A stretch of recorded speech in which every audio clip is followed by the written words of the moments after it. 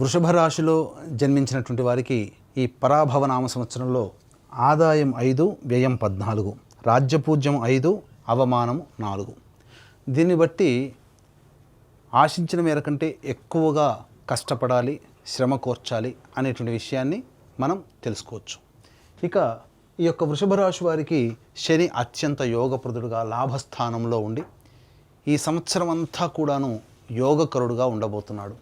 అలాగే మే 31వ తారీఖు వరకు గురువు మిథున రాశిలో సంచారం చేస్తూ ఉండడం, ఈ కారణం చేత ప్రధానంగా అత్యంత యోగ అవయోగాలను ఇచ్చేటువంటి శని గురువులు ఇద్దరు కూడాను మీకు యోగ స్థానంలో స్థితి పొంది ఉండడం, ఈ సంవత్సరం డిసెంబర్ 5వ తారీఖు వరకు రాహువు దశమ స్థానంలోనే ఉండడం, అలాగే కేతువు చతుర్థ స్థానంలో కొంత అవయోగాన్ని కలగచేసిన ప్రధానమైనటువంటి గ్రహాలు అనుకూలంగా ఉన్నటువంటి కారణం చేత ఏ పనైనా చెయ్యాలి, కొత్తగా ఏదైనా ప్రారంభించాలి, ఒక వృత్తి కావచ్చు, ఉద్యోగం కావచ్చు, లేదా వ్యాపారం కావచ్చు, నూతన ఉద్యోగంలో ప్రవేశం గురించి కావచ్చు, ఇలా ఏదైనా ఒక కొత్తదిగా ప్రారంభించాలని అనుకుంటే ఆలోచించినటువంటి మరుక్షణంలోనే ప్రయత్నంలో మొదలు పెట్టడం, ఇంప్లిమెంటేషన్ చేయడం అనేటువంటిది మే 31 లోపల చేసుకుంటే గ్రహాలు అనుకూలంగా ఉన్నటువంటి కారణం చేత మీ ప్రయత్నము మొదలుపెట్టినటువంటి దారిభ్యత నిరాటంకంగా ఆగకుండా సాగిపోతుంది.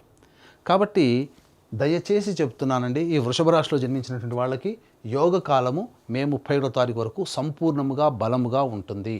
ఇక తదనంతరం గురువు జూన్ 1 నుంచి అక్టోబర్ 30 వరకు కర్కాటక రాశిలో ఉచ్చస్థితిలో పొంది ఉన్నటువంటి కారణం చేత ప్రధానంగా కాన్స్టిపేషన్ ప్రాబ్లమ్స్, డైజెషన్ ప్రాబ్లమ్స్ ఉండడం, అలాగే మీరు ఇతరుల యొక్క మాటలను నమ్మి మోసపోవడం కానీ, ఇతరుల వలన మోసగింపబడడం కానీ జరుగుతుంది.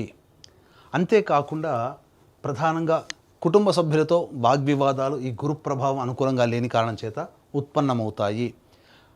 అనవసర